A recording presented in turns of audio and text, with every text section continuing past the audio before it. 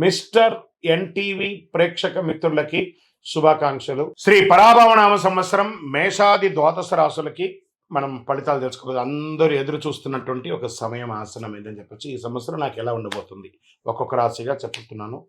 అన్ని వర్గాల వారిని దృష్టిలో పెట్టుకుని మేషరాశి ఫలితాలు ఎలా ఉన్నాయంటే, అశ్విని భరణి కృత్తిక మొదటి పాదానికి జన్మించిన మీరు మేషరాశి వారిగా పరిగణించబడుతున్నారు. ఈ పరాభవనామ సంవత్సరం మేషరాశి వారికి పరీక్షలతో కూడినటువంటి పురోగతి కూడా ఉంటుంది. ఎందుకంటే ఏళ్ళనాడు శని నడుస్తుంది, ప్రారంభ దశ. ఒక్క శని మాత్రమే బాగాలేదు, మిగతా గ్రహాలన్నీ బాగానే ఉన్నాయి కదా. ధైర్యం క్రమశిక్షణ ఉంటే ఈ సంవత్సరం మంచి మార్పులు తీసుకొస్తారు. ఈ గ్రహ గోచార స్థితి ఈ సంవత్సరంలో మొత్తం శని మీ మీనరాశిలో 12వ స్థానంలో సంచరిస్తున్నాడు.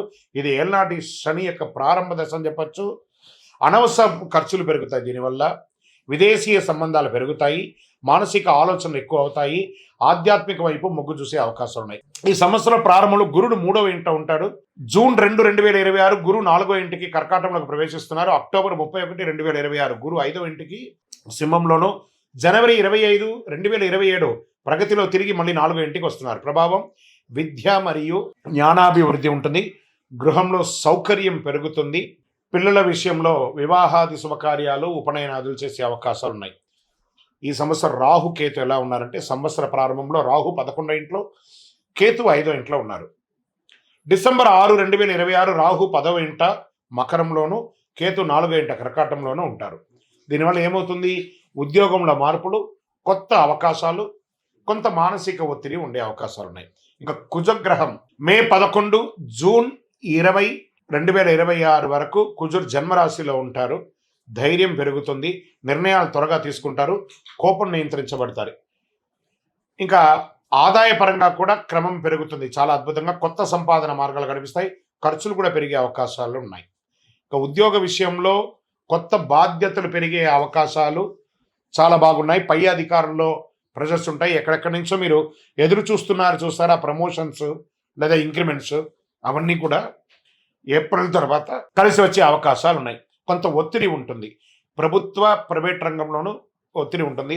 అసాంఘికమైనటువంటి కార్యక్రమాలకి ఉద్యోగస్తులు అస్సలు వెళ్ళకండి, జాగ్రత్త. ప్రభుత్వ ఉద్యోగులు ఉద్యోగం కోసం ప్రయత్నం చేసి ఎగ్జామ్ రాసిన వాళ్ళకందరికీ కూడా, సివిల్స్ కానీ గ్రూప్స్లో కానీ ఎగ్జామ్ రాసిన వాళ్ళకి ఇది ఒక మంచి సమయం. డిఫెన్స్, పోలీస్, గవర్నమెంట్ సెక్టార్లో ఉన్నటువంటి వాళ్ళకందరికీ కూడాను, అన్ని సెక్టార్ల వాళ్ళకి కూడా మిశ్రమమైనటువంటి ఫలితాలు కనబడుతున్నాయి. ఇంకా వివాహాది శుభ కార్యక్రమాలకు వచ్చేటప్పటికీ ఎన్నో రోజులుగా ఆటంకమయ్యేదంతా కూడాను ఈ ఉగాది తర్వాత మంచి మంచి సంబంధాలు, రాముడి కళ్యాణం అయిన తర్వాత మీకు మంచి మంచి అవకాశాలు, స్త్రీ పురుషులు ఇరువురికి కూడా వచ్చే అవకాశాలు ఉన్నాయి. సంతాన యోగ్యం కూడా మీకు కలిగే అవకాశాలు ఉన్నాయి. కుటుంబ పెద్దల సహకారంతో కలుస్తుంది. ఈ ప్రేమ వ్యవహారంలో ఉన్న వాళ్ళు కాస్త పెద్దలతో ఒప్పించి చేసుకోండి, లేదా ఇబ్బంది పడే అవకాశాలు ఉన్నాయి. ఇంకా ఆరోగ్యానికి వచ్చేటప్పటికి నిద్ర సమస్యలు, బీపీ లాంటిది కొంచెం వచ్చే అవకాశాలు ఉన్నాయి. మానసిక స్ట్రెస్, ధ్యానం ఇవన్నీ కూడా చేస్తే మంచిది. భయపెట్టడానికి కాదు, ఒక శస్త్రచికిత్స మాత్రం అవకాశం ఉంది. అది అవ్వకుండా ఉండాలంటే డాక్టర్ని సంప్రదించండి. మీ ఆరోగ్యాన్ని మీరు జాగ్రత్తగా చూసుకోండి. ఇంకా ప్రయాణాల విషయంలో విదేశీయ ప్రయాణం కోసం, విదేశీయ చదువు ఉద్యోగం కోసం ఉన్న వాళ్ళు కాస్త మిశ్రమ వాతావరణం కనబడుతుంది జూలై వరకు. ఎందుకంటే దేశమంతా కూడా, ప్రపంచమంతా కూడా యుద్ధ వాతావరణంలో ఉంది కాబట్టి ఇవన్నీ సెట్ అవ్వడానికి జూన్ జూలై అవుతుంది. జూలై తర్వాత మీకు విదేశీయ ప్రయాణం, ఉద్యోగాల అవకాశాలు ఉన్నాయి. చాలామందికి లే ఆఫ్ అయిపోయిందండి, మాకు మేమేం చేయాలి అంటే, ఒక పక్క ఏళ్ళనాడు శని నడుస్తుంది, ఒక పక్క ప్రపంచ ఆర్థిక మంద్యంలో పడింది. కాబట్టి ఇవన్నింటినీ దృష్టిలో పెట్టుకొని కాస్త ఉండండి. జూలై తర్వాత అన్నీ సర్దుకుంటుంది. భారతదేశంలో ఉన్న వాళ్ళు మీరందరూ కూడా సురక్షితంగా ఉంటారు. విదేశాల్లో ఉన్న వాళ్ళు కాస్త జాగ్రత్తగా ఉండండి, అంతే. అదొకటి మాత్రం చూసుకోవాలి. ఇక వ్యాపారస్తులుగా ఉన్న వాళ్ళు చూస్తారా, వ్యాపారస్తులు, ఇండస్ట్రీస్ అంతా కూడా పెడుతున్న వాళ్ళకి ఈ సంవత్సరం అద్భుతమైనటువంటి కాలఘట్టం అని చెప్పొచ్చు. చాలా అద్భుతంగా ఈసారి వ్యాపారం ఉండబోతుంది. ఎక్సలెంట్గా ఉంటారు. కొంచెం చిన్న చిన్న ఇబ్బందులు శని భగవానుడు, ఎందుకంటే నాలుక మీద వచ్చి కూర్చుంటున్నాడు శని భగవానుడు. కస్టమర్స్తో మాట్లాడేటప్పుడు లేదా భాగస్వామ్యం వాళ్ళతో మాట్లాడేటప్పుడు జాగ్రత్తగా ఉండండి. భార్య భర్తల మధ్య సఖ్యత పెరుగుతుంది. విలాసవంతమైనటువంటి జీవితాన్ని గడుపుతారు. టూర్స్, ఆధ్యాత్మిక టూర్స్ లేదా ప్రైవేట్ టూర్స్ కూడా వెళ్ళే అవకాశాలు బాగా కనబడుతున్నాయి. ఇంకా విద్యార్థులు చాలా కష్టపడి చదవాలి, కానీ మంచి ఉత్తీర్ణత పొందే అవకాశాలు బాగా ఉన్నాయి. వ్యవసాయదారులకైతే మెండైనటువంటి సంవత్సరం ఈ సంవత్సరం. చాలా అద్భుతంగా ఉంటారు వ్యవసాయదారులు. ఇప్పుడు ఈ నక్షత్రాల వారీగా ఈ సంవత్సరము ఎలా ఉంది అని చూస్తే, అశ్విని నక్షత్రం కొత్త అవకాశాలు, వ్యాపార ప్రారంభాలకి అనుకూలం, ప్రయాణాలు ఎక్కువ ఉండే అవకాశాలు ఉన్నాయి మేషరాశిలో.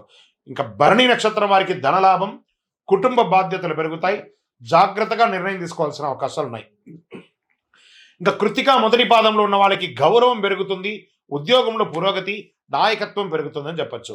ఇక ఓవరాల్గా ఈ సంవత్సరం 60+40 అనొచ్చు. 60% పాజిటివ్గా ఉంది, 40% మిశ్రమంగా ఉంది.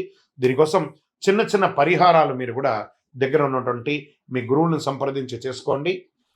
లేదా మా ద్వారా తెలుసుకోవాలనుకుంటున్నారా, మా డిస్ప్లేలో కనబడుతున్నటువంటి నంబర్కి మీ పేరు, date of birth, time of birth, place of birth WhatsApp చేయండి. మా అడ్మిన్స్ మీకు రిప్లై ఇస్తారు. మీ ఇప్పుడు మేము చెప్పేదంతా కూడా గోచార ఫలితం అనమాట. మీ వ్యక్తిగత జీవితానికి సంపూర్ణ జాతకాన్ని తెలుసుకోవచ్చు. మేషరాశి వారికి అదృష్ట సంఖ్యలు ఈ సంవత్సరం అంటే 1, 3, 9. అదృష్ట రోజులు మంగళవారం, ఆదివారం. అదృష్ట రంగులు ఎరుపు మరియు కేసరి. ఈ సంవత్సరం చేసుకోవాల్సిన పరిహారాలు ఏమైనా ఉన్నాయంటే, సుబ్రహ్మణ్య స్వామి దేవాలయాన్ని దర్శించండి. వెళ్ళి అక్కడ కావడి ఉంటుంది, ఆ కావడి ఇవ్వండి. పాలాభిషేకం చేయండి, శివాలయాల్లో అభిషేకం చేయండి, ఎర్రని పుష్పంతో భగవంతుడికి అర్చన చేయండి. పేదవాళ్ళకి మంచినీళ్ళు, వస్త్రము అవన్నీ చేయండి. ఒక చలివేంద్రం ఏర్పాటు చేయండి. ఇంకను సకల దోషాలు తొలగడానికి మీ యొక్క ఇష్ట దైవం ఎవరైనా ఉంటారు కదా, కులదైవం ఉంటారు కదా, ఆ దేవాలయానికి వెళ్ళి మీ వయసు సంఖ్య ఎంత ఉందో అన్ని దీపాలు వెలిగించండి. విజయోస్తు.